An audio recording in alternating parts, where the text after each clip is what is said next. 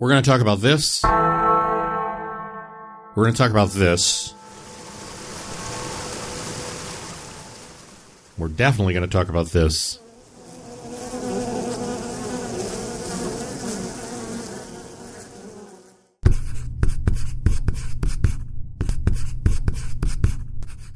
And we'll talk about that.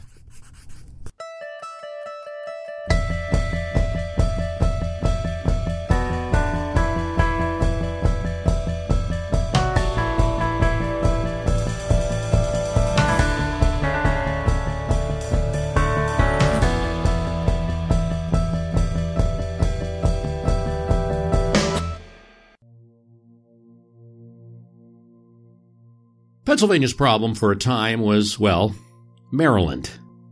It's King Charles I, before his untimely death, who placed the Maryland border at 40 degrees north latitude.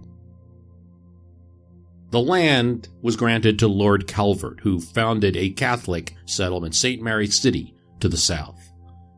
The rest of Maryland was unsettled mostly by European settlers and still had the status when the colony of Pennsylvania was founded. Charles II, the son of the deposed king, rewarded his good friend William Penn with a Pennsylvania colony in 1681. Penn was a Quaker. The colony became popular with them. It became popular with a lot of settlers, and the line soon became arbitrary compared to where the hot settlement of the New World was growing. And the original northern Maryland border, if it was enforced, would go right through Philadelphia. Another point not envisioned in the royal map room, Pennsylvania's new city had no direct access to the ocean, and the land that would connect the Delaware River, the Philadelphia was situated on, to the Atlantic, was part of the colony of Delaware, recently acquired from the Dutch, still home the Dutch and Swedish farmers. And Pennsylvania wanted to be more in charge of its own defense and not rely on them. Well, they had the people, and Penn had the clout. The line is drawn 15 miles south between Pennsylvania and Maryland, 15 miles south of Lord Calvert's original charter. But to make it official, of where this line actually was, both colonies agreed to bring in England's best scientists, Charles Mason and Jeremiah Dixon. But you didn't need Mason and Dixon to make the cultural line apparent. Pennsylvania and its Quakers, Maryland and its Catholic. Philadelphia became the largest city, of course. Baltimore was smaller, but like Avis Car Rental, was trying harder. German settlers helped the push, draining land, building canals, and it would become the biggest city between Philadelphia and Charleston. By the time of the Revolution, Baltimore's seaport was a hotbed of privateering, menacing British ships. Did a short stint as the national capital, the home of Continental Congress, and what's more, with the Revolutionary victory, merchants in the city shook off British debts and began trading anew with all nations. The city grew, 14,000 people, about half of Philadelphia, and in 1790, largest in the American South and the key trader of flour international, while Philadelphia still dominated the domestic trades. Yet, for the farmers in Pennsylvania, particularly in the northern and western settled regions of the state, the Juniata River, there was only one marketplace for them, Philadelphia. And it was 50 to 100 miles away for most farms. Difficult travel. So middle areas like Middleton or Harris Ferry, which would become Harrisburg, grabbed their flour and acted as middlemen and sold to the Philadelphia merchants at deep discount. In Sandy Stone, Pennsylvania, a German miller named Michael Kreider didn't think the status quo was good enough. It couldn't be good enough. He was making a meager living and doing very hard work, like most of the farmers in his area. He was a patron of the revolution. He helped finance the revolution in his area. But he lost a fortune during that war and was paid back only in worthless Continental. He still had debts to pay, and he aimed to pay them. But it seemed that all the mountains, rivers, and badly ditched wagon roads of Pennsylvania were against him. Everyone in Pennsylvania, the veritable breadbasket of the nation, at least this part of the nation, heard that Baltimore was paying top dollar from hungry European and Caribbean markets. But Baltimore, you can't get there from here. You know, it's not like today. You're not just going to take a road. You're not just going to, we might have, oh, yeah, well, they'd get in their horse and wagon. No. For some of these farmers, there still today doesn't exist roads through some of the mountains and where they were located. And by water, the rivers were full of rocks that would pull apart any vessel, particularly a vessel with a deep hull. Nobody liked the Philadelphia merchants. Kreider sure didn't like them. Paid little, barely enough for the travel, and their inspectors on top of that would flag and send back any flour with the least imperfection. That could force a farmer like Kreider to have to dump their entire winter's work into a river. Baltimore was 110 miles away by wagon from where Kreider was. And it was a 16-mile river ride in addition to a 20-mile wagon ride across the Black Log, the Shade, the Tuscarora, the Kittatinny, and the Blue Mountain. Treacherous and expensive. No single road exists, still does not exist today as of 2010, when I'm reading a wonderful book, Commerce on the Early American Waterways by Earl E. Brown. So it was either ruin your seacraft by water or ruin your pocketbook by land. The only one that won that choice was the Philly merchants. Kreider thought of another plan. He would build a new type of boat that was big enough to carry enough barrels to make the trip down the Susquehanna economical. The boat wouldn't have a standard hull, it would be flat. And the boat would not be an expensive one. It would be cheap enough to not bankrupt him before he started. The center would be a 75-foot pine log that he squared. Then 2 55-foot logs would be on either side. 4 more logs were attached to either of those side logs to reinforce. They were then mitred together. On this, he placed a large wood board that he ordered from a sawmill. 16 feet was the limit that a sawmill could do. What Kreider did, essentially, was build an ark. It was not the way his neighbors would have seen it. To them, it was a jalopy, not a Cadillac, and it sure probably turned some heads. But his ark could carry 40% more than the best-made boats in his area. And while the best-made boats had to be poled upriver after delivering flour, Kreider's ark was disposable. He'd sell that lumber in Baltimore and build another. That's the economics. It was still risky steerage. The only help he'd get on this is from Mother Nature, its direction. The Susquehanna flowed towards the Chesapeake Bay. That would power the boat. The oars, long as the boat almost, steered on each side by one of Kreider's sons, would be there to clear dangerous obstacles and to push the boat where needed. And there were plenty of them. River islands, rocks, shallows, fast water. There wasn't a cabin in this boat. Its whole infrastructure was dedicated to flour. Just a small little walking space on either side and one for Michael in the back to steer. It was covered in a pitch pine roof. This is what the inspectors in either Baltimore or Philadelphia would have demanded. And it had a double hull on the bottom in order to prevent spoilage. A barrel, by the way, is a lot of flour, nearly 200 pounds of it, and his boat had 10 tons. And it wasn't even the limit of what it could carry. The first leg of the voyage was deceivingly easy, down the Juniata, slow and clear. Its gradient, the rate at which the river bottom declined, was at 9 inches per mile. Manageable, even as large as his ark was, but it was good practice. He was in the center calling out to Daniel and Israel at the oars. They entered the Susquehanna, 3 feet per mile versus 9 inches, faster, deeper gradient, 4 times as fast as the first leg, but still controllable.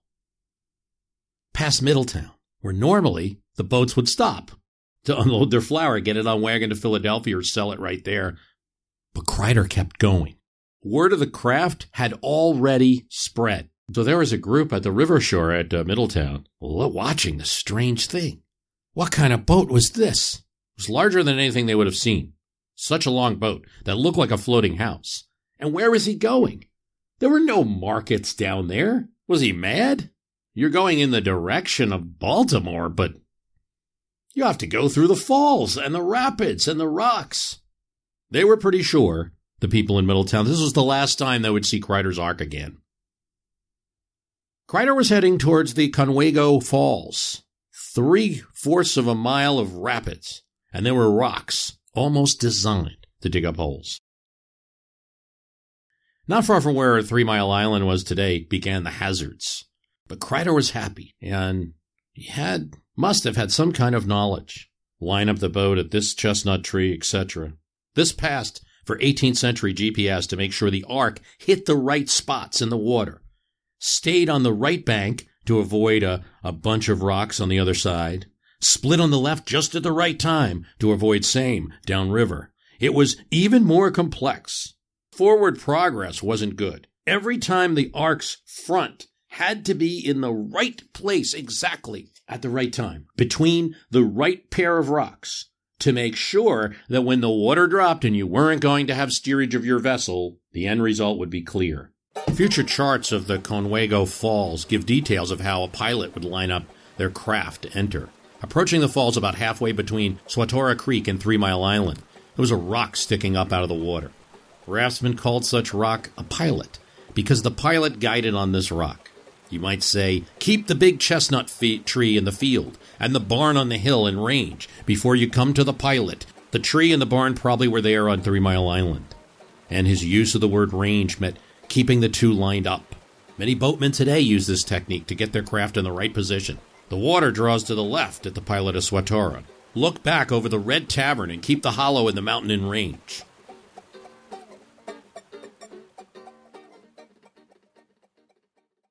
As he ordered the boat towards the right spot, going towards the falls, it should be understood that Kreider was now going as fast as a modern car down the highway, traveling faster than anybody on any object could travel at this time.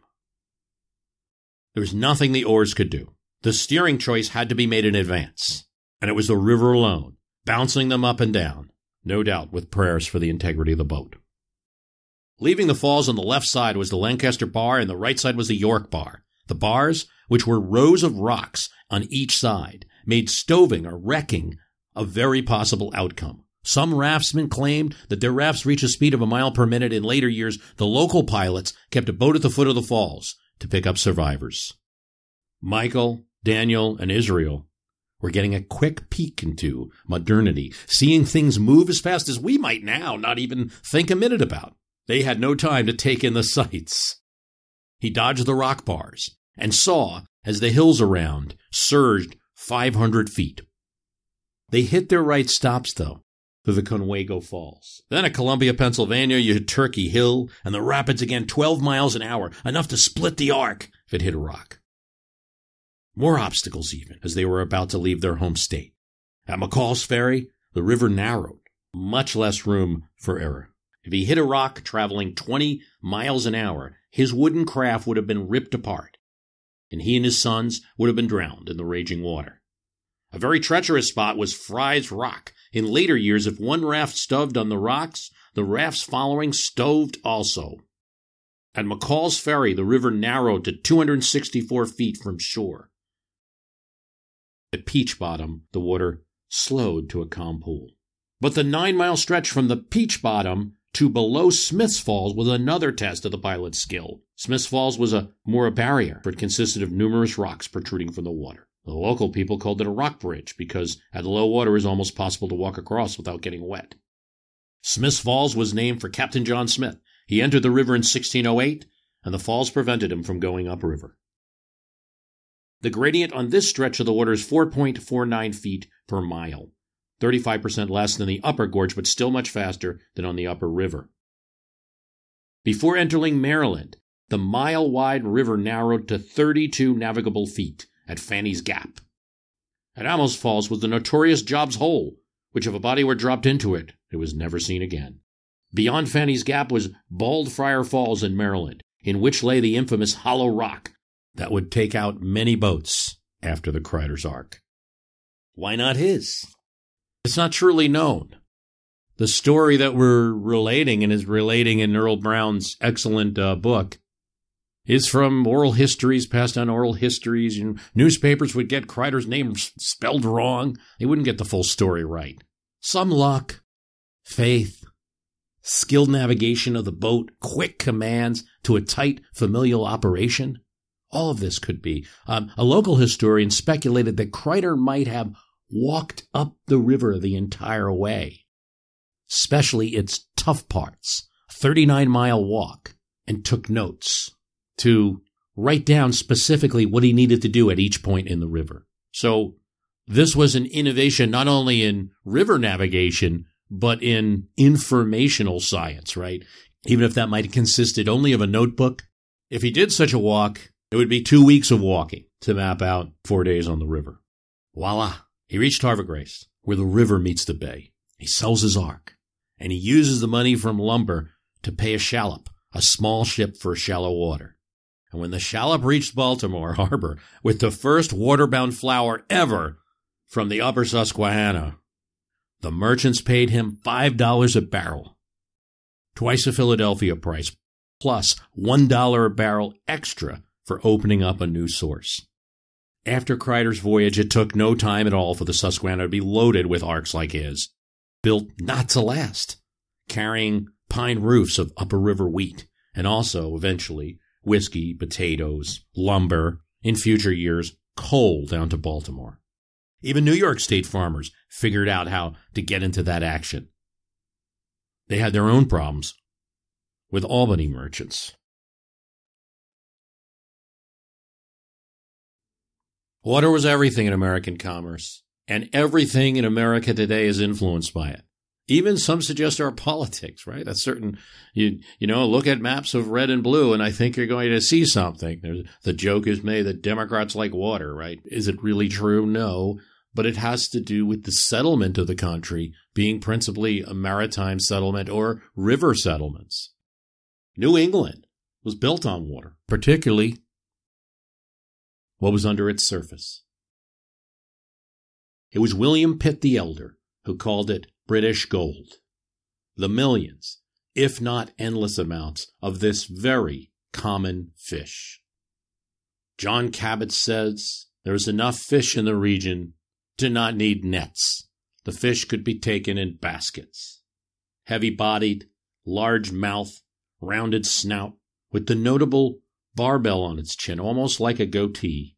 3 fins, this kind of green or gray fish, had an upper jaw, and Pitt could be forgiven for thinking that it represented America's treasure. Well, at that time, the British America's treasure. Other regions of the world had cod, but nowhere had so much of it. And this was no secret. It wasn't something that the Pilgrims discovered, though the location of the fishery was a reason partially in the selection of the Massachusetts colony. Portuguese and Basque ships were in the region in the 1500s. They may not have gone to America, but they stayed months fishing in the region and then pulled their fish back. Vikings, too, were known to have come to this region, and there was a reason. These fish could last without refrigeration.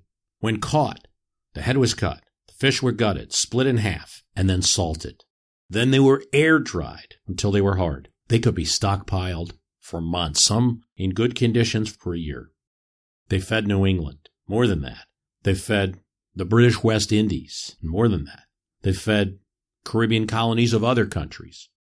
They created a triangle of trade where in the West Indies, codfish was sold for molasses, what the New Englanders used to make rum. But in the Mediterranean, fish could be eaten on Fridays for Catholics, and the King of France even reduced the tax on dried codfish so that everyone could celebrate the holiday. Cod was deep in the American culture, deep in the Massachusetts culture. There's pictures of cod in the Massachusetts State House. It's on the coins. A codfish aristocracy grew in Boston and other towns.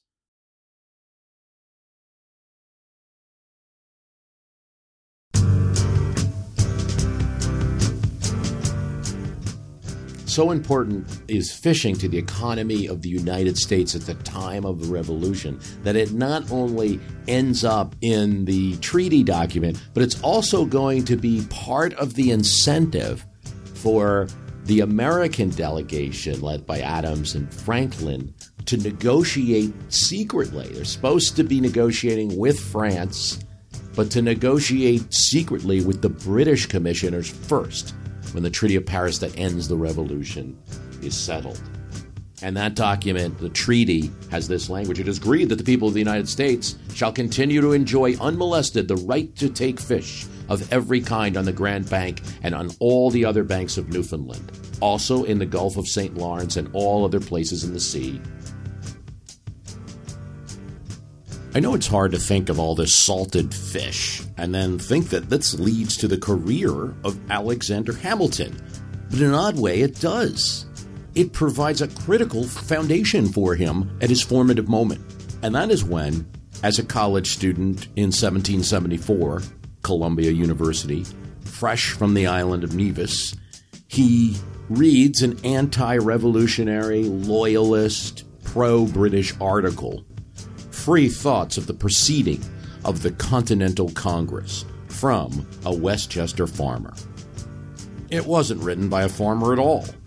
It was written by a reverend who was a loyalist and who lived in the city of New York.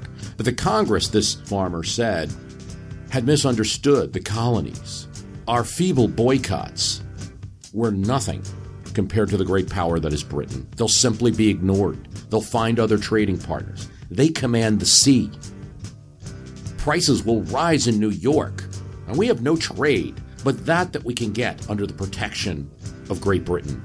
We have nothing to do with these men meeting in Philadelphia. We ourselves, not this Continental Congress, should petition Britain if we have grievances, if you want to do something. Work through our legal representatives, the New York Assembly. So said a Reverend Seabury, Anglican minister. Who responds to this? 17-year-old Alexander Hamilton. Of course, also writing under a surname. He calls him presumptuous. Says, the Westchester farmer's no friends to rights. He wants to see one group of men, the Americans, enslaved by another, the British. He endeavors, they say, to persuade us that it is a Christian duty to be plundered of all that we have, because some of our fellow subjects are wicked enough to desire it of us. Hamilton really nails down the revolutionary articulation right there. He also, at 17 years old, put a kind of common modern misconception about the revolution, one that we're going to see Washington echo later, that they endeavor to persuade us that the whole contest is about a 3 pence per pound tax on East India tea, whereas the whole world knows it is built on this interesting question, whether the inhabitants of Great Britain have a right to dispense of the lives and properties of the inhabitants of America. So where do the fish come in this Hamilton-Seabury debate? Well, Seabury, in one of his letters, and they'll go back and forth with a few, said that the West Indies could live without America. No, Hamilton says, and he knows because he's lived there.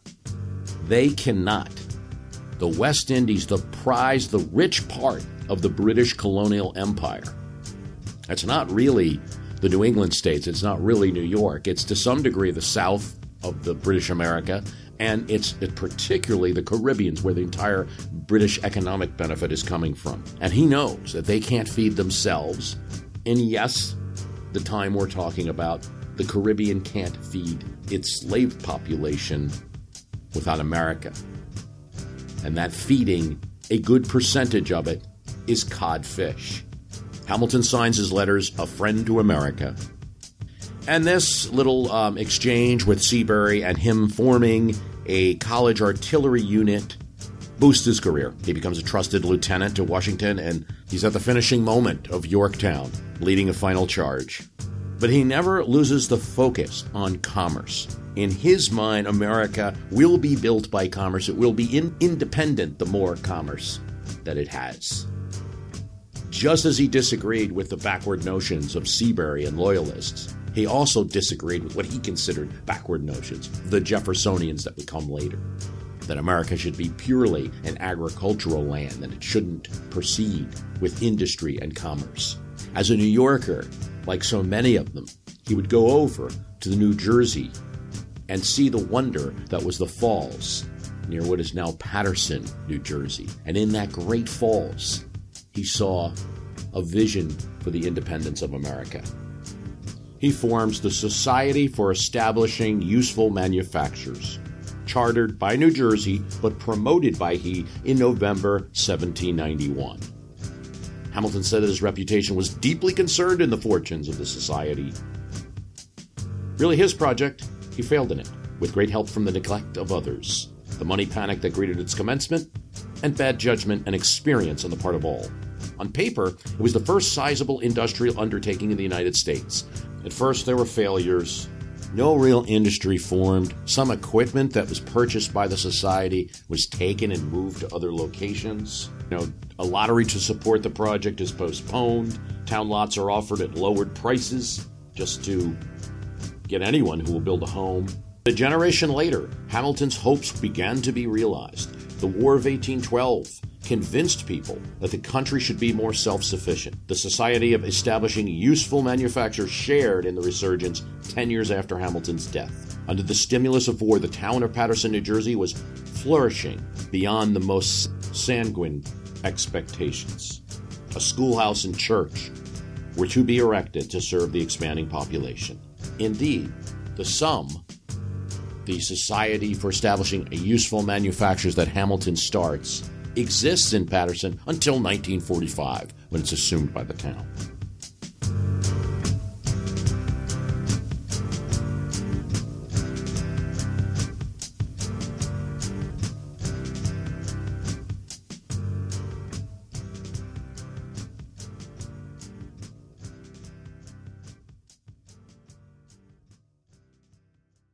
In the last episode, we talked about the stock market crash of 1929. It seemed to be the defeat of a new era of commerce, of thinking that business had not ceased to be business at all, and that America was immune from any downturn or things like that. And it led incredible change, not all good, and the loss of fortune for many. Most of the events we'll be talking about in this episode happened well before that. But there's one event that happened 2 years before the stock market crash that is linked directly to early colonial times. 2 years before 1929, in New Bedford, Massachusetts, the John R. Mantra set out from port with 25 men. They would use lances and harpoons in the old style to snare whales. Its 3.5-month voyage represented the last of a whaler ship from New Bedford. And that was the end of 2 centuries of whaling by European settlers in the region. Hunting of mammoth beasts for their illuminating oil. Sperm oil used in lamp and candles. Of course, Native Americans in the region had been hunting whales for some time. The first European Massachusetts hunt was in 1690, bringing back whales and burning blubber on the shore, breaking it down into the really clean burning lamp oil used throughout America. In 1730, there were 25 vessels. By the time of the American Revolution, there were 300. And now, vessels would adopt a new technique. They could be self-sufficient factories. The industry ceased during the war. New Bedford became one of the richest towns in the colonies, and the British saw them as a target and attacked them. But after the Revolution, nearby Nantucket Island, also a huge whaling operation, was 25 miles from Massachusetts, and far enough that it could be, they took advantage of that and became neutral during the war, or as much as they could. But whaling from New Bedford and the coast of Massachusetts was shut down during the Revolution. But after the war, it came back stronger than ever. And men were reaching the Cape of Horn. By 1820, they were whaling near Hawaii. The reason for this enterprise was that whaling was big bucks. Whalers earned based on a lay system. It was a bit of a gamble. A whaler could make a lot or lose money on a voyage depending on the catch. Everyone on the ship wanted for the ship to make its lay. It was no pleasure cruise. Days of salt beef, watered-down tea, coffee made from roasted peas, potatoes early in the voyage, vermin-infested flour towards the end, all eaten in a very small galley. Each ship wanted maximum space for whale blubber. Whaleboats became little factories. They had to be, because by 1760, the local Nantucket whales were gone, and crews had to go out. And they could burn blubber right on the boat. Didn't have to wait to get ashore. The thrill was when a whale was sighted, and crew members would go out in smaller boats. Here's how a reverend traveling with a whaleboat described it. For the first time in 10 days, life kindly said to a weary whalesman, "There she blows! Where away? 2 points on the weather bow, 1.5 miles." When deemed near enough, the captain gave the order to stand and lower. The boats were lowered and headed after the whale, and as the oarsmen were hove up, that means had their oars apeak about the place where they expected the creature, it rose hard by the captain's boat, and all the harpooner in the boat had to do was plunge his 2 keen cold irons, which were always seared to the tow line, into the monster's blubber sides. The sudden piercing made him gasp and run most furiously. It was what many called a Nantucket sleigh ride. The boat spun as it was tied to the whale for almost an hour. Another boat that got fast to him with their harpoons plunged them in. He was killed, as a whaleman called it. That is, mortally wounded. The business began in earnest. The men cutting up in the blubber room, standing by a wooden horse with a menacing knife to cleave the pieces into many parts, making the cooking of the parts more easy, as one would do with a rind of pork. The boat steers and one of the mates are hurling it into the kettles, feeding fire with scraps, and boiling the fluid in copper tanks, from which it is the duty of another to dip into casks. The whale proves to be a cow whale, 45 feet long and 25 round, and it will yield between 70 and 80 barrels of right whale oil. This was the energy industry of the young nation, prior to the oil and kerosene that would power lamps in after times, prior to the discovery of oil in Pennsylvania, prior to John Rockefeller profiting off the pipeline and wildcatters discovering oil. As if Mother Nature sought revenge, Nantucket Island burned from the very whale oil it was storing in 1846 and was never the same. In the towns of New Bedford and Nantucket, women had to take over new tasks as the men were in the Pacific for long periods of time. New Bedford was a community where free African Americans could partake in this economy, and New Bedford is the location where a recently escaped Maryland slave named Frederick Douglass would find a home with a free black family that had been whaling for generations. The whaleboat was my Harvard and my Yale. For Herman Melville, whaling never produced much money. Fortune was to come in book selling. He hoped that he would be as successful as his idol, Nathaniel Hawthorne. He would publish Typee, A Peep at Polynesian Life, a story of how he lived for months in Polynesia, whether true or not. It was marketed as a travel book, not a novel, fictional account of a Pacific exotic experience by an American. Wiley and Putnam published it, and Melville, as a travel writer, which was a big genre in those days, became a success. But Melville wanted to do more than just write Typee. He talked to an old man in Nantucket who had a story. Melville had spoken with George Pollard, the night watchman, who in 1820 had seen his whaling ship go down in a Pacific storm in pursuit of a whale. The men were forced into cannibalism. The rest of the crew survived, but Captain Pollard would never sail again. No owner would ever trust me, he said. Melville thought differently. To the islanders, he was a nobody. To me, he was the most impressive man. A week before his 32nd birthday, Melville finished a large volume. He had heard a legend about an old bull whale, Mocha Dick, while the ships were out hunting whales. This whale, legend had it, hunted ships. One friend was surprised. He turned the whale fishery into a romantic novel. He told a friend about the whaling book. It is a strange sort of book, though blubber's blubber, you know. You may get a whale out of it. The poetry runs as hard as soap from a frozen maple, and to cook the thing up, one needs to throw in a little fancy, which from the nature of the thing must be unglorious and as the gambols of the whales. Yet I mean to give the truth of the thing in spite of this.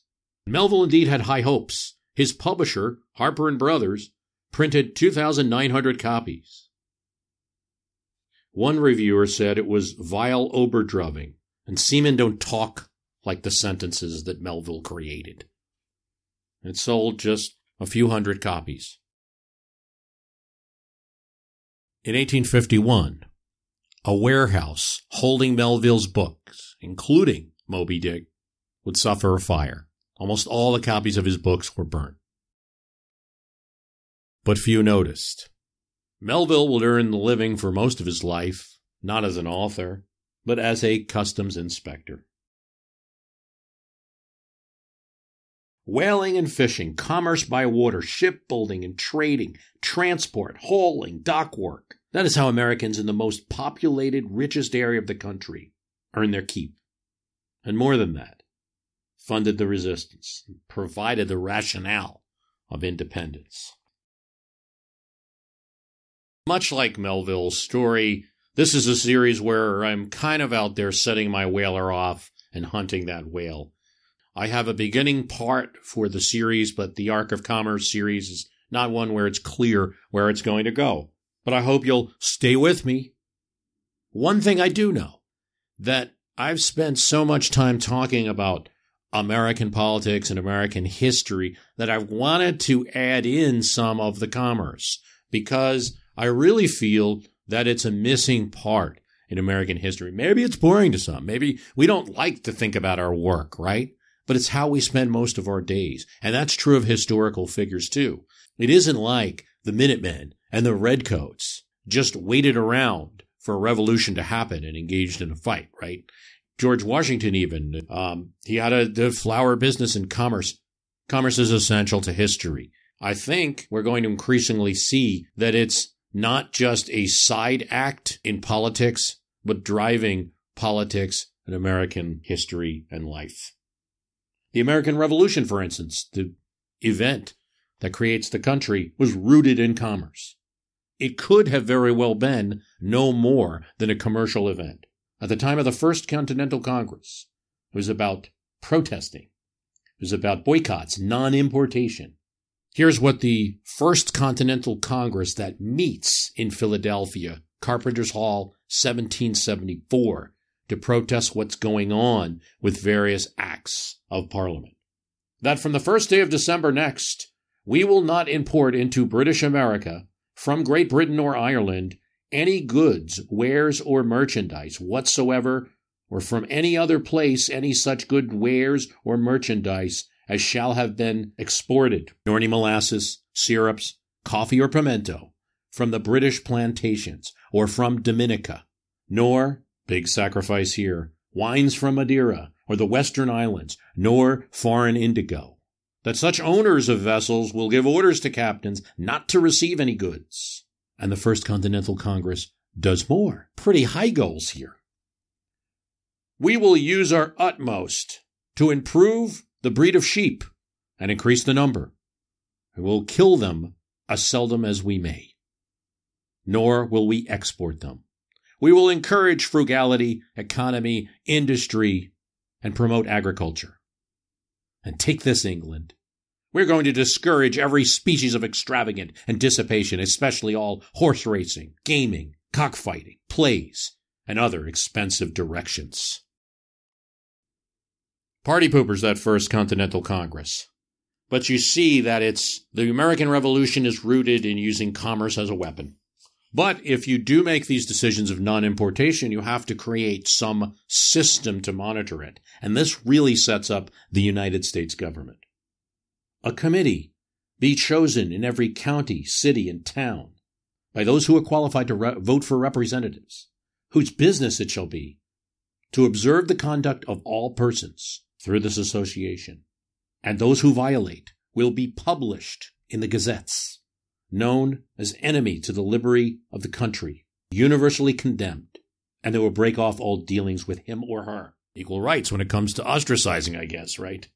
Congress, Philadelphia, 1774. And obviously there's more. These are measures that George Washington at this time supports. Brian Fairfax, a neighbor and friend, didn't think Virginia should join these non-importations just because, Massachusetts is having problems. It's too provocative, the idea of a boycott. Too difficult to implement. Why not just send another petition? George Washington responds to Fairfax. I would heartily agree with your sentiments, provided there was the most distant hope of success. But have we not tried this already? Do they deign to even look at our petitions? Still, Fairfax urges restraint. He said the majority of Parliament were reasonable, though erroneous. A mild behavior contributes to a reconciliation in any dispute between man and man. Washington continues the argument. For, sir, what are we contending against? Is it against paying the duty of 3 pence per pound on tea? Because it's burdensome? No, it is the right. We have always disputed. As Englishmen, we could not be deprived of our rights. The Parliament have no more right to put their hands in my pocket than I do to put my hands in yours. Fairfax didn't agree, but he and his county did select Washington as their delegate to Virginia's Assembly and then to the Continental Congress, along with Peyton Randolph, Patrick Henry, Benjamin Harrison, Richard Henry Lee, and others. Tea is important, and the tax on tea is important, but as Washington gives you an illustration of there in his letter to Fairfax, it's not just about that. The Iron Act is one of those disturbing controls of Parliament, but it's not talked about as much as tea. New furnaces in British North America were not permitted. What furnaces existed, export product, were not to be sold beyond the British Empire. This limited tool production, industrial production, limited America's growth from entering the industrial age. Can only buy things from the mother country. More coin set abroad, more debt.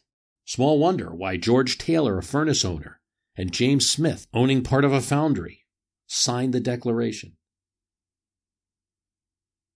And why militias were supplied enthusiastically across the nation by colonial furnaces.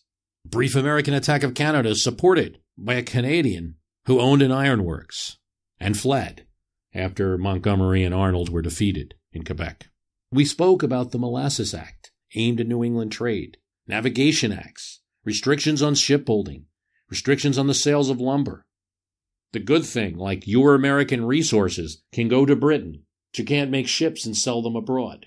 Thomas Paine's line in Common Sense, we should be no forwarder under these laws, 100 years hence, in that we are now.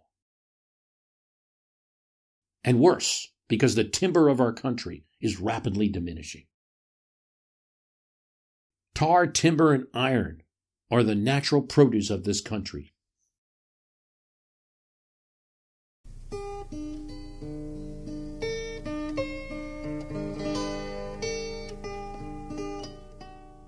In the bogs of New Jersey, for instance, far from the roads where authorities watched around the seaport, smuggling was big business. And something else. These large stone towers would appear. This is an area that's to this day referred to as the New Jersey Pine Barrens. But there was a time when they were well populated, and there was a thriving industry that disappeared. John McPhee, in his excellent book, The Pine Barrens, talks about this.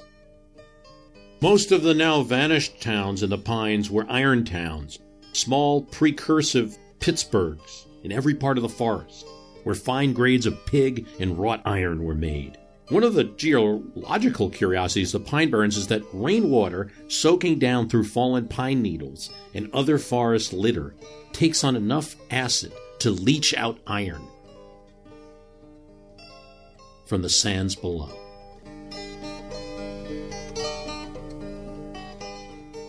And dissolved iron moves underground into the streams, where it oxidizes on contact with the air and forms a patch of scum on the surface that is partially rust brown and partially iridescent blue, and resembles an oil slick left by an outboard motor.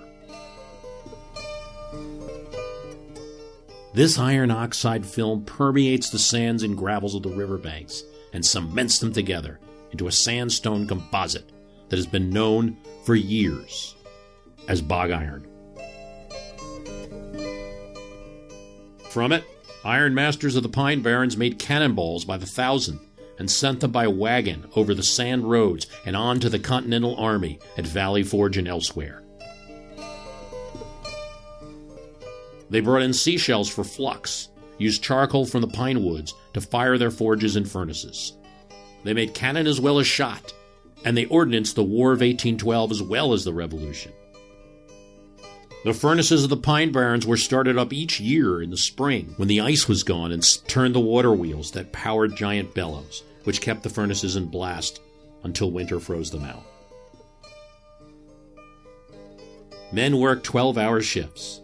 There were no days off, and the happiest day of the year was the day the furnace went out of blast. In the furnace towns, bog iron was crushed under great stamping hammers, and in the forge town, pig iron was worked under forge hammers that weighed more than 500 pounds. Miles away, teamsters coming over the sand roads with loads of shells from the coast could hear the din through the forest.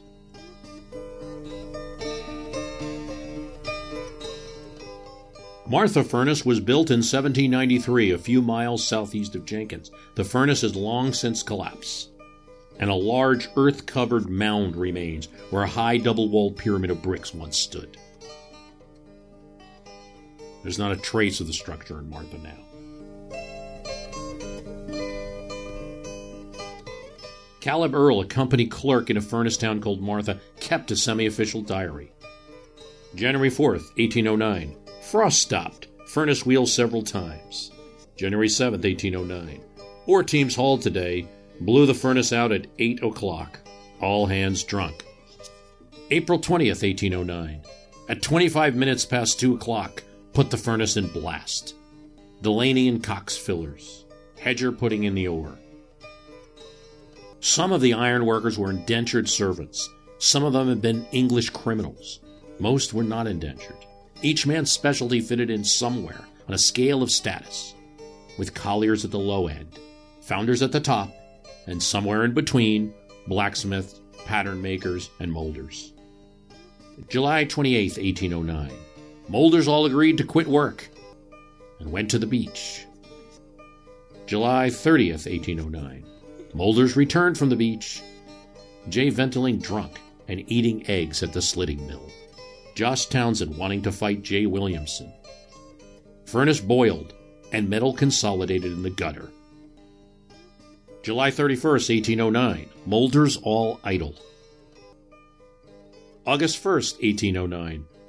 This month begins with good weather. Molders commenced molding for the first time since they came from the beach. Doesn't look like the work ethic, was always there.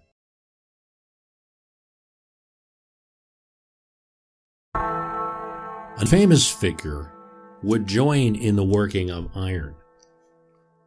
You know about Paul Revere's ride, but not as much about Paul Revere's bells. He made really popular church bells at his foundry. Yet, although the famous rider was known as a silversmith, he also got a name for making very good, high-quality bells. He cast his first bell for the South Church in Boston. Without knowledge, he studied other bells, consulted bell makers, and built prototypes to get the right tone. He had to get a core mold for one side, pack mud to the bell's shape, apply wax, then cover the whole thing in mud. a special bell mud made of manure, sand, and clay.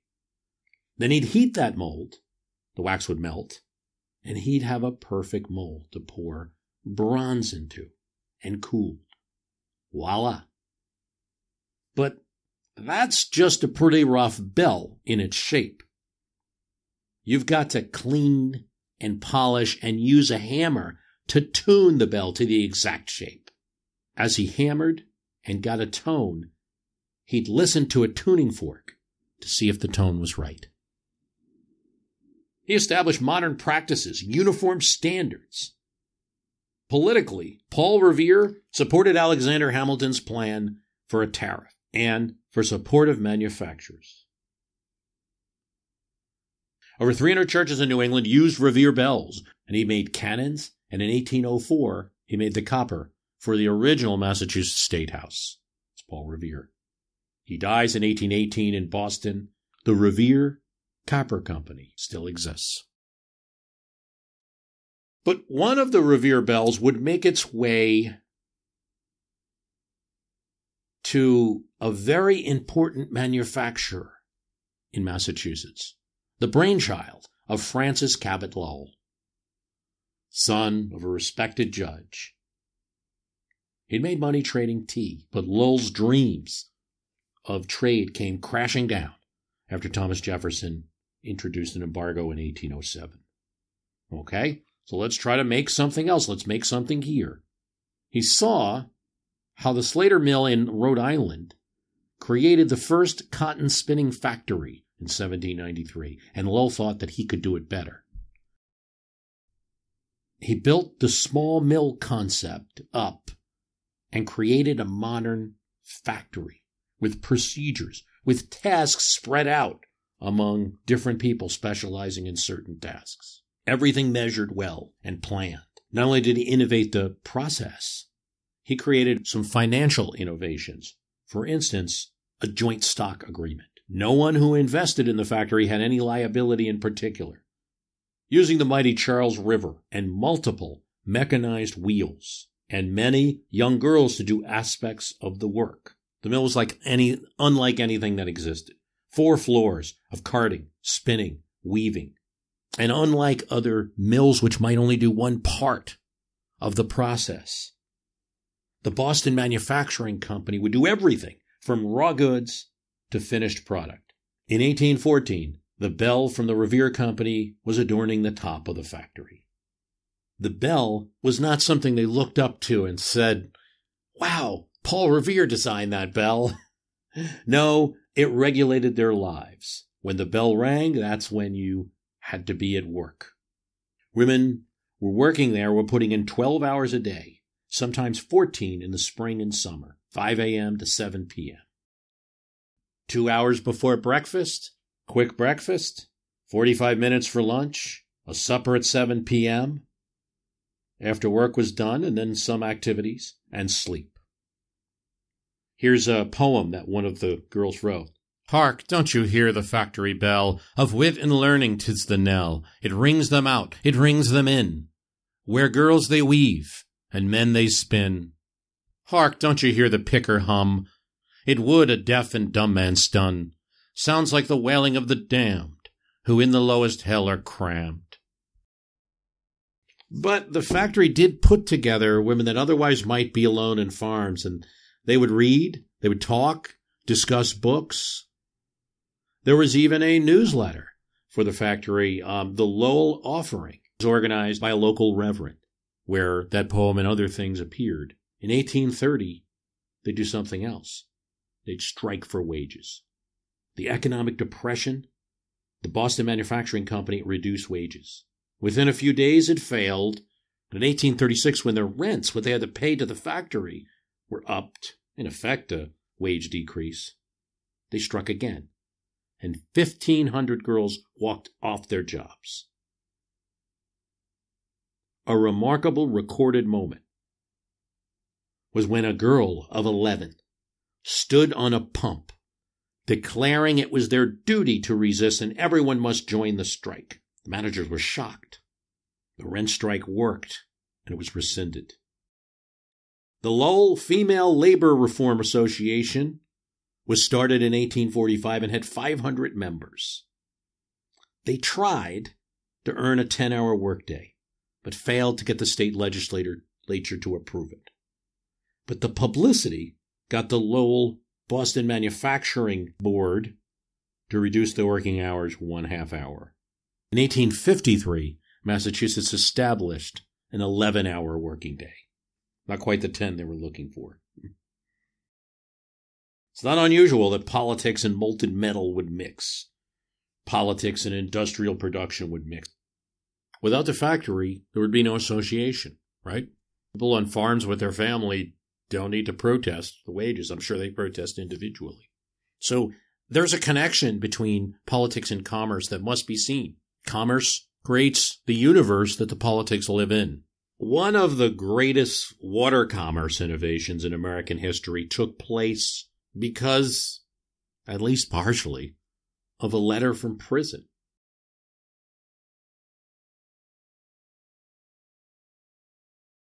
The letter was from a flour merchant, had times that were so hard that his partner embezzled funds, and he was convicted of conspiring with and was arrested. While he fled, he wrote a letter to a New York newspaper that the flour business would be a heck of a lot better if there was an artificial river, because the existing rivers were not effective to transport flour from Albany, the areas around, to the lakes. This flour merchant, Hawley, developed a conscience and went back into prison, but continued to write letters to the newspaper. Eventually, they were shown to DeWitt Clinton, mayor of New York, soon to be governor of New York, and he decided to take up this project. Not only was it good for the nation, great for commerce, but it's a great political issue, too. It would be great for the upstate, and it would be good for the merchants in the city of New York. 100,000 New Yorkers also signed a petition to the same purpose. In Washington, D.C., President Jefferson was not as impressed. Making a canal 350 miles through a wilderness? It's a little short of madness to think about, he thought. He had a point, though. Based on the technology at the time, a canal planned by George Washington, just a few miles long, had languished. Well, in 1817, New York State decided to fund it itself.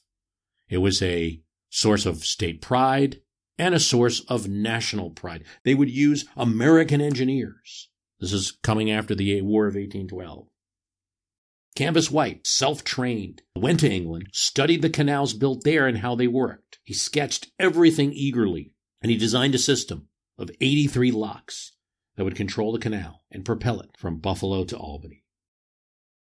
But building canals would be slow going, so he and his team found local New York limestone rock, which when heated and reduced to a powder could be laid underwater, would form as concrete. It was revolutionary. The actual patent for this, hydraulic cement, would be assigned years later. Erie Canal team right now was doing it. He also had devices for dragging trees fast, so a team could pull several trees. So there was a 16-foot stump puller that was invented for this purpose. By the way, you can see if you type in stump puller Erie Canal into Google, you can see a video where you can see one of these things. It's with great wheels, driven by 4 oxen. So it's twice as tall as a tall guy, right? And it can pull out multiple stumps. While 250 pounds of force could be exerted by a horse, this device would have 10,000 pounds of force.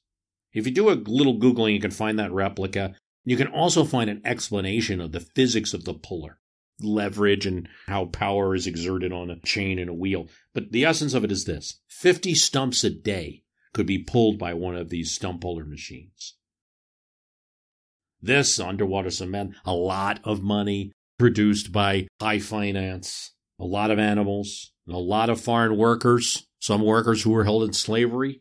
This from Gotham, A History of New York City to 1898, a great book by Burroughs and Wallace. Work on the canal advanced swiftly despite the carping of skeptics, daunting natural obstacles, and a financial crisis that shook the country in 1819. 8 years after the first spade went into the ground and an amazing 2 years ahead of schedule, the great project was finally done. 40 feet wide and 4 foot deep, the canal rose and descended a distance of 660 feet through 83 massive stone locks and passed over 18 stately aqueducts. On October 26, 1825, in Buffalo, Governor Clinton and assorted dignitaries boarded a flat-bottomed canal boat, the Seneca Chief, to begin a triumphal aquatic procession east to Albany and down the Hudson to the New York harbor. Next to him was Hawley, who had written the original letters from prison. He had written them anonymously, and now, the canal almost built, he decided to reveal himself. Within a year, Erie boatsmen were steering 42 barges a day through Utica, bearing 1,000 passengers, 221,000 barrels of flour, 435,000 gallons of whiskey, and 562,000 bushels of wheat. Shipping costs from Lake Erie to Manhattan plummeted from $100 a ton to under $9. A few more years of this brought the annual value of freight transported along the canal up to $15 million, double that reaching New Orleans via the Mississippi. By mid-century, the figure would approach $200 million. Enough money would be collected in tolls, nearly $500,000 the first year alone, to repay the cost of construction and help subsidize an additional 600 miles of canals all over the state in the next 15 years. Its success inspired a frenzy of digging elsewhere in the country, and a burgeoning network of canals between western waterways and the Great Lakes drew more distant agricultural regions into the city's orbit. Ohio by 1830, Indiana by 1835, Michigan by 1836. Produce and timber that once rafted southward along the Ohio River now reversed course and headed east towards Manhattan. So New York became huge because of its backdoor waterway that no other seaboard city could claim. So it's going to sail past Philadelphia. It also helped to create an American independence, to strengthen the economy in a way that would be hard to challenge again. David G. Hackett, a history professor, actually suggests that the new economy helped to bring ideas down the canal as well. It brought immigrants to work, and immigrants to Buffalo, and then on to Chicago, and built up the city of Chicago. It should be no surprise that some movements, some of them quirky, some of them great, had their essence along this canal. Utopians, communes, Mormons, feminists, Oneonda, Palmyra, Seneca Falls. The Erie Canal also created a system of movement and exploration and immigrants from the north, from the northeast, and made New England not just an isolated part of the country that would never grow, but sent its ideas and people to the upper parts of the northwest frontier.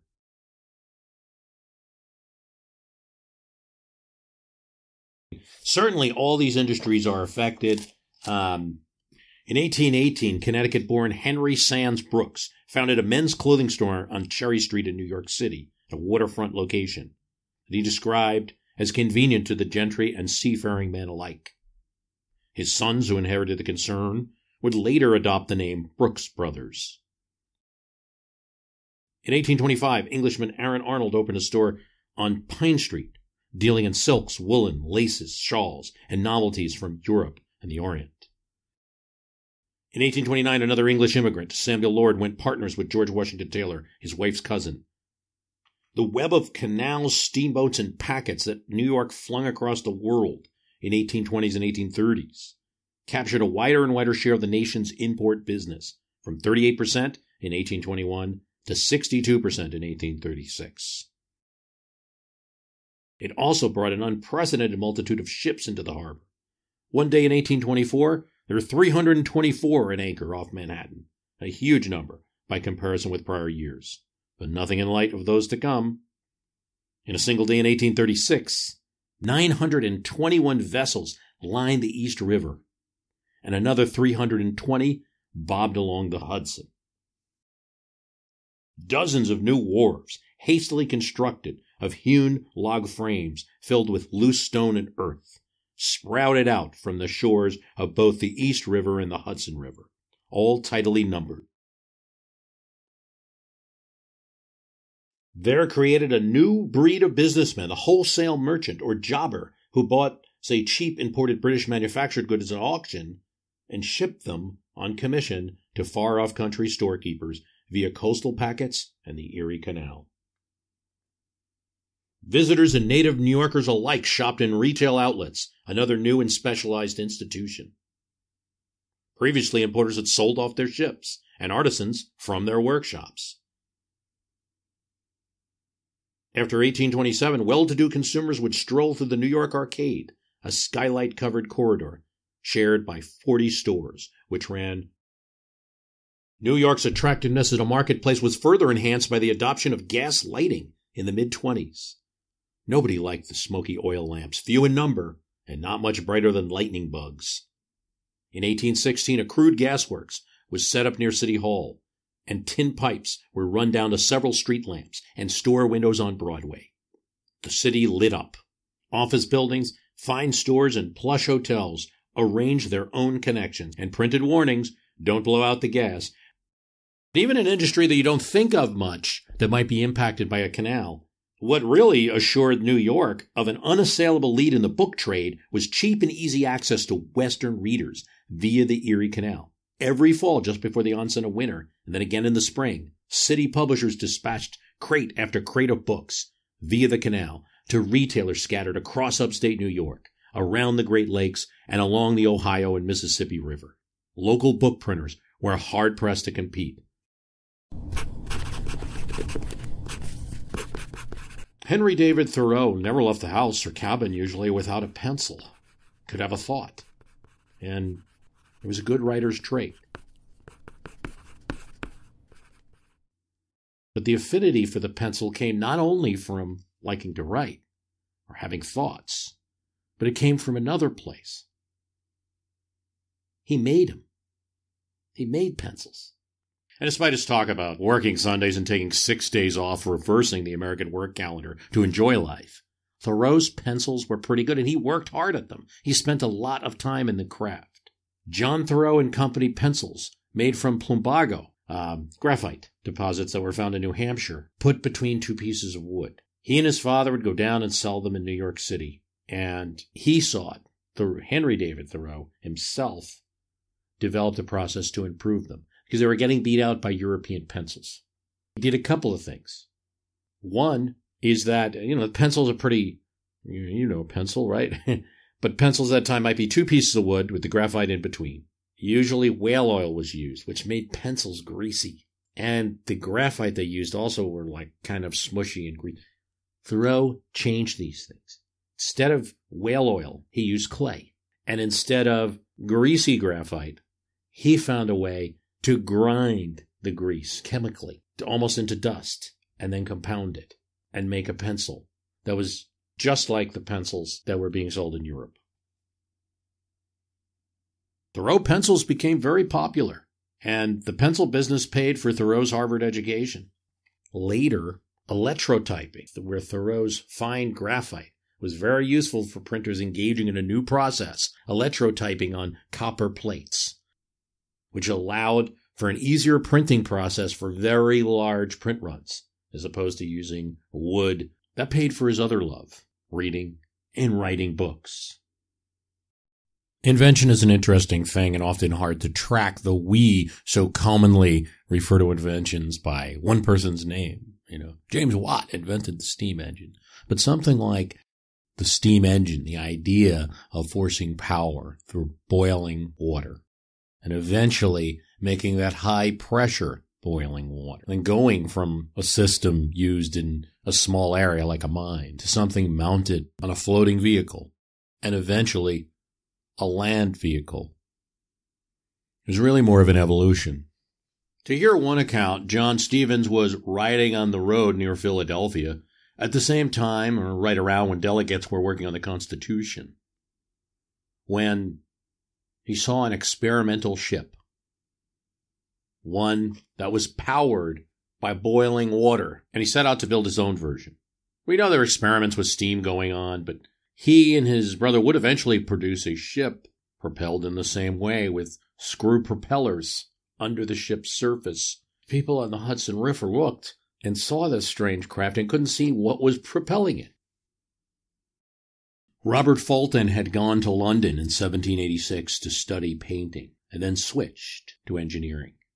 He moved to Paris in 1797. He was working on a torpedo designed if France were to go to war with Britain, when he met Robert Livingston. For Livingston, Fulton's connection to the latest French science was great. For Fulton, Livingston's money, which came from a long line of New York family. In 1803, Fulton and Livingston tried out an experimental steamboat with great success. In 1806, Fulton moves to New York City and constructs a full-scale steamboat. A crowd of New Yorkers trekked up 2 miles on the Christopher Street dock to watch. Everyone was afraid that the whole thing would explode. But Fulton's boat departed without incident, hissing and churning its way northward. On the way back, the riverbanks were filled with kerchief-waving, cheering people and huzzahing West Point cadets. Livingston had something in his pocket. He had the New York State Legislature assign him the monopoly over future steamboat travel. By the end of 1812, Fulton had 6 steamboats in operation. John Stevens also built his steamboats, the Juliana and eventually the Phoenix. They were good boats, but he ran up against the state of New York. Livingston held the exclusive right to ferry passengers across the river, and if anyone else did it, the boat could be seized. So he instead ran ferries to New Brunswick and to Philadelphia. Aaron Ogden, the one-time governor of New Jersey, had purchased a franchise from the monopoly to operate from Livingston's monopoly to operate a steamboat between Manhattan and Elizabethport, New Jersey. From there, passengers could run for New Brunswick, and that was run by Thomas Gibbons. Gibbons didn't need a New York franchise, but in 1818, Gibbons and Ogden had a falling out, and Gibbons decided to run his line all the way to New York, in direct competition with Ogden and in defiance of the monopoly. Gibbons had the support of the Vanderbilt family. When Ogden won an injunction against Gibbons and Vanderbilt from the New York courts, Gibbons hired Daniel Webster and appealed the case to the Supreme Court. Gibbons versus Ogden ruled Fulton's license as unconstitutional. There are certainly many famous steamboat captains in history. One that is more obscure is Nicholas Roosevelt, who commandeered the steamboat from Pittsburgh to New Orleans in 1811, working with Livingston and Fulton. That branch of the Roosevelt family, yes, related with the same Dutch ancestor as the presidential Roosevelts, ended up settling in New Orleans. But if I just say steamboat pilot, right? Mississippi steamboat pilot, who's the first name you think of? Of course, Samuel Clemens, who, from the call-out of the steamboat pilot, developed his pen name. My boy, you must get a little memorandum book. And every time I tell you a thing, put it down right away. There's only one way to be a pilot, and that's to get this entire river by heart. You have to know it just like A, B, C. Samuel Clemens received this advice from Horace Bixby, the river pilot who learned him the river, and he wrote about it in Life on the Mississippi. The notebook that contains that note and other notes that he got from Bixby also contains the cargo records of a steamboat clerk, so suggesting that Clemens probably acquired it in haste after he's being yelled at. In 1859, he became a steamboat pilot. This was a big deal. Here's what he writes in Life on the Mississippi. When I was a boy, there was but one permanent ambition among my comrades in my village. That was to be a steamboatman. We had transient ambitions of other sorts. When a circus came and went, it left us all burning to become clowns. And now and then, we had a hope that if we lived and were good, God would permit us to be pirates. These ambitions faded out, each in its turn. But the ambition to be a steamboat man always remained.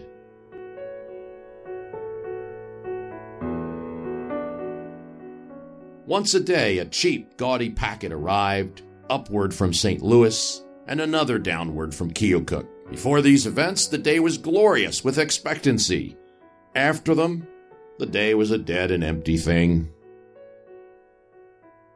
Not only the boys, but the whole village felt this. After all these years, I can picture that old time to myself now, just as it was then.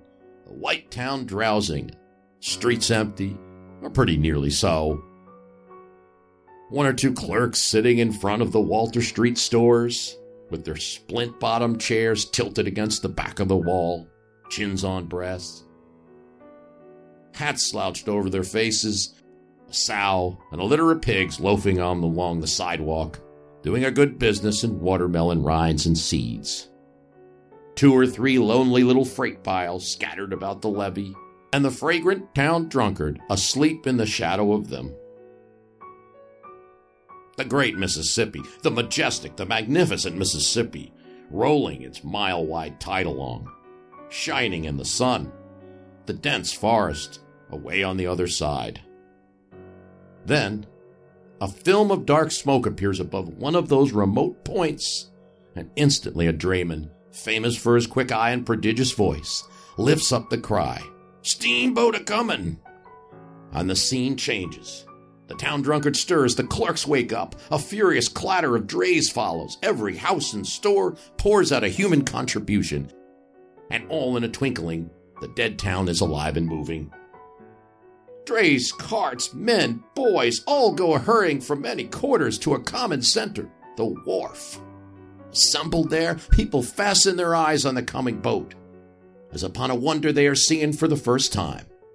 And the boat is a rather handsome sight, long and sharp and trim and pretty, 2 tall fancy chimneys, gilded device of some kind. Paddle boxes are gorgeous, with a picture or gilded rays above the boat's name. Boiler deck, the hurricane deck, the Texas deck, fenced and ornamented with clean white railings. There's a flag gallantly flying from the jackstaff. Furnace doors are open and the fires glaring bravely. The captain lifts his hands, a bell rings, the wheels stop, then they turn back. Then such a scramble there is to get aboard, to get ashore, and to take in the freight and discharge the freight. All at one at the same time, and such a yelling and a cursing as the mates facilitate it all. 10 minutes later, the steamer is underway again, with no flag on the jackstaff and no black smoke issuing from the chimneys. After 10 more minutes, the town is dead again, and the town drunkard asleep by the skids once more.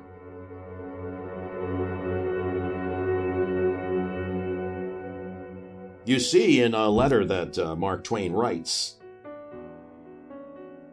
"In due course, I got my license. I was a pilot now, full-fledged."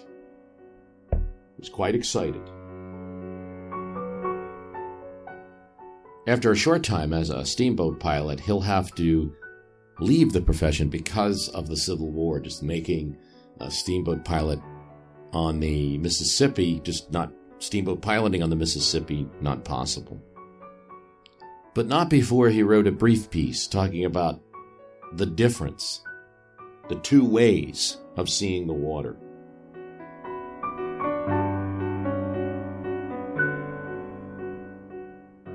There were graceful curves, reflected images, woody heights, soft distances, and over the whole scene far and near, the dissolving lights drifted steadily, enriching it every passing moment with new marvels of coloring.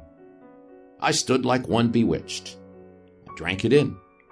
A speechless rapture. The world was new to me, and I had never seen anything like this at home. But as I have said, a day came when I began to cease from noting the glories and the charms which the moon and the sun and the twilight wrought upon the river's face. Another day came when I ceased altogether to note them. Then I should have looked upon it without rapture. Inwardly, in this fashion, I should have commented on it This sun means we're going to have wind tomorrow. That floating log means the river is rising. That slanting mark on the water refers to a bluff reef, which is going to kill somebody's steamboats one of these nights, if it keeps stretching out like that. Those tumbling boils show a dissolving bar and a changing channel there. The lines and circles in the slick water over yonder are a warning that the troublesome place is shoaling up dangerously. No, the romance and beauty were all gone from the river. All the value any feature of it had for me now was the amount of usefulness it could furnish towards compassing the safe piloting of a steamboat. Since those days, I have pitied doctors from my heart. What does the lovely flush in a beauty's cheek mean to a doctor but a break that ripples above some deadly disease?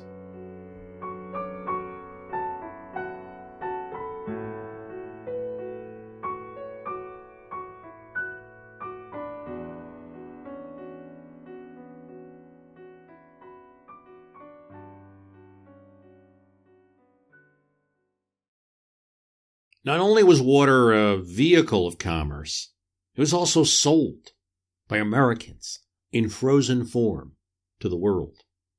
An industry not existing much today, and not existing at the very beginning of the nation during the Revolution. It was a huge part of American commerce and history, was selling what was found in the lake, usually the top of the lake or pond in New England, in frozen form. No one had thought of it until a New England merchant, Frederick Tudor, first started selling New England ice to the Caribbean in 1806. He put the ice on a ship to Martinique, and the ice, in the ship's hull, kept well, would kind of cool itself, would not melt.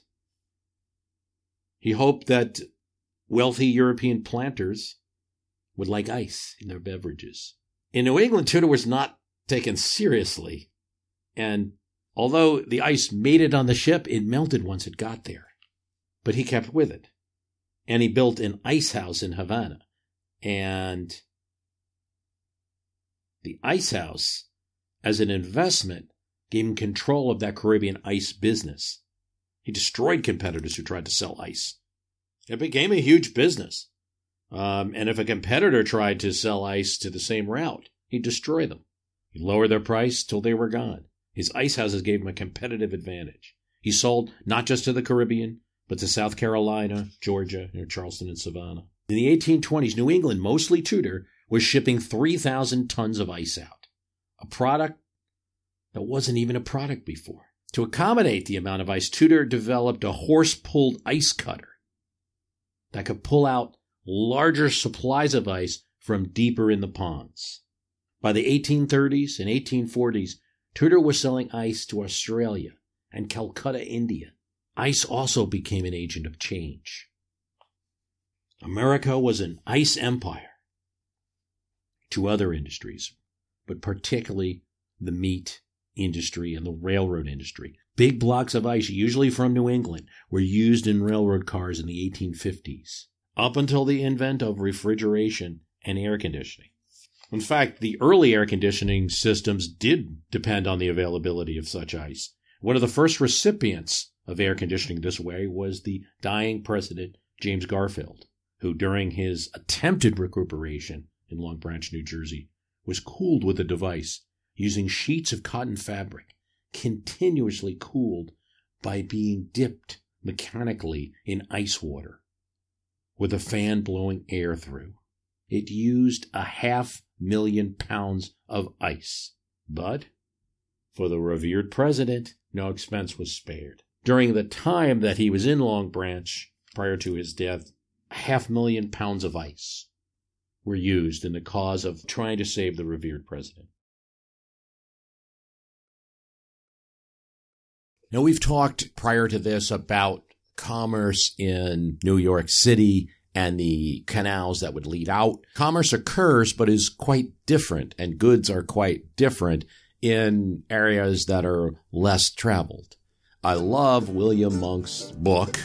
His book is called A History of Southern Missouri and Northern Arkansas, being an account of the early settlements, the Civil War, the Ku Klux, and times of peace. Now, it's mostly about the Civil War and Reconstruction, but he does in there give you an idea of commerce in a newly settled wilderness land.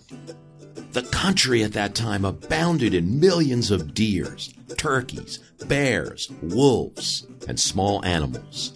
I remember as my father was moving west, and after he had crossed Whitewater, yes, the same Whitewater you know, similar area, near what is known as Bullinger's Old Mill, we could see the deer feeding on the hills like great herds of cattle. And wild turkeys were in abundance. Wild meat was so plentiful that settlers chiefly subsisted upon the flesh of them until they could grow some tame stock, such as hogs or cattle. The country then was almost a land of honey. Bees abounded in great number, and men hunted them for the profit. Honeydew fell in such quantities as to completely kill the tops of the grass where it was open.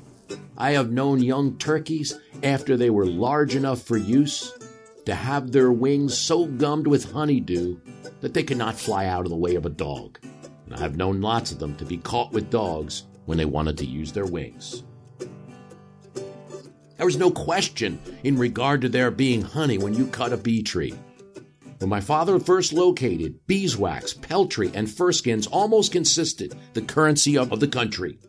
When men would make a contract to deliver any amount or number of pounds of beeswax, and within a given time, especially in the fall of the year, they would either take a yoke of cattle or 2 horses and wagons, and with their guns and camp equipment, go out to the settlements into what was termed the wilderness and burn bee comb.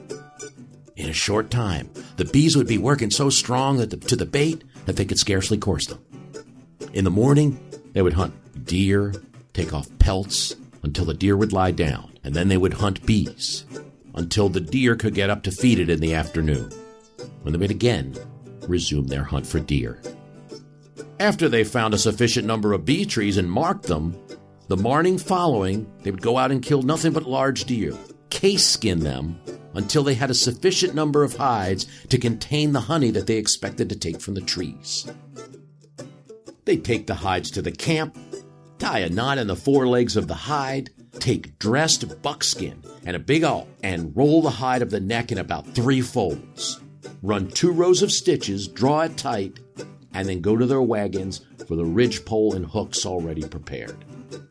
Knot the hind legs of the skin, hang them over the hooks, take their tub, a knife and spoon, and proceed to the trees. There they would stop their team a sufficient distance from the tree to prevent the bees from stinging the animals. They'd cut the tree, take out the honey, place it on the tub, and when the tub was filled, carry it to the wagon where the hides were prepared, empty their tubs into deer skins, return again to another tree, and continue cutting until the hides were filled with honey. And then they would return home. The labor of the women then commenced. They would proceed to separate the honey from the beeswax, pouring the honey into hogshead, kegs, or barrels prepared for it, and running the beeswax into cakes, ready for the market. You know, and I never got from William Monk's story exactly what they did to avoid them getting stung by the bees, but I assume they had some tricks. Either that or they just took it. Here's what he says about the country, too. Those pioneer settlers took a great interest in each other's welfare, and the different settlements met together from a distance of 15 to 40 miles and adopted rules and customs, binding each other to aid and assist in helping any person who was met with any misfortune in the way of sickness or other causes that might occur. I must say that there was more charity and real religion practiced among those pioneer settlers, although many of them were looked upon as being crude and unlettered. There was a great deal of sickness among the streams, especially chills and fever. Immigrants came in generally in sufficient numbers to form a settlement, and I have known them very often after they had located and opened out 10 or 15 acres and put in cultivation and broke ground, planted their corn, for the whole family to be taken down at one time with chills and fever, not even able to help each other or administer to their wants. As soon as the information reached the other settlements, For a distance of 15 miles or more, the different settlements would set a day to meet at the place with their horses, plows, hoes, wagons, etc., and also provisions such as breadstuff and salt. They would ascertain the condition of the family, learn what was needed, and provide it. Those families, as soon as they were well, not being acquainted with the customs and rules, would meet them and inquire as to what amount they owed for what had been done to them during the sickness. They would be readily informed. Nothing. You are not acquainted with our rules and custom. We have obliged and pledged ourselves together not to let any sick or other disabled person suffer from the want and necessity of attention. And the only thing we require of you is, if an other person should move to the country and locate and should be taken down, that you help in furnishing such aid and necessities as they may need. 1907.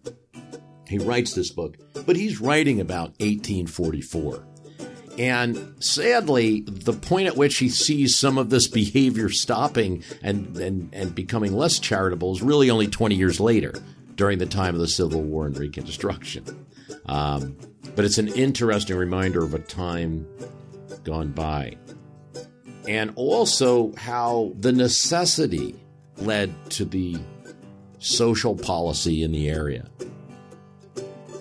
Around the same time that Monks is talking about, when he's a young gentleman growing up in the woods, another man will write a book criticizing the lack of those type of values. For Henry David Thoreau, it was a little bit different than William Monk's. He wasn't in a wilderness area because he was settling in it. He was in a developed area, and he was in a wilderness of it consciously. He had settled in a cabin that he acquired from Ralph Waldo Emerson, his poet friend, on Walden Pond. And there, looking at commerce in the United States, looking at the inventions, looking at the technology, looking at some of the things that we discussed today. The making of clothes, the cutting of ice so that it could be shipped abroad. He was hearing that from his cabin in Walden and writes a complaint about it in his book. Here's his critique on modern fashion. When I ask for a garment of a particular form, my tailoress tells me gravely, they do not make them so now. As if she quoted an authority as impersonal as the fates. And I find it difficult to get made what I want. Simply, the head monkey at Paris puts on a traveler's cap, and all the monkeys in America do the same. I sometimes despair of getting anything quite simple and honest done in this world by the help of men. I cannot believe that our factory system is the best mode by which men can get clothing. The condition of the operatives is becoming every day more like that of the English. And it cannot be wondered at, since, as far as I have heard or observed, the principal object is not that mankind may be well and honestly clad, but unquestionably that corporations may be enriched. In the long run, men hit only what they aim at. Therefore, though they should fail immediately, they had a better aim at something high. The ancient philosophers, Chinese, Hindu, Persian, and Greek, were a class than which none has been poorer in outward riches, and none so rich in inward. When a man is warmed by the several modes which I have described, what does he want next? Surely not more warmth of the same kind, as more and richer food, larger and more splendid houses, finer and more abundant clothing.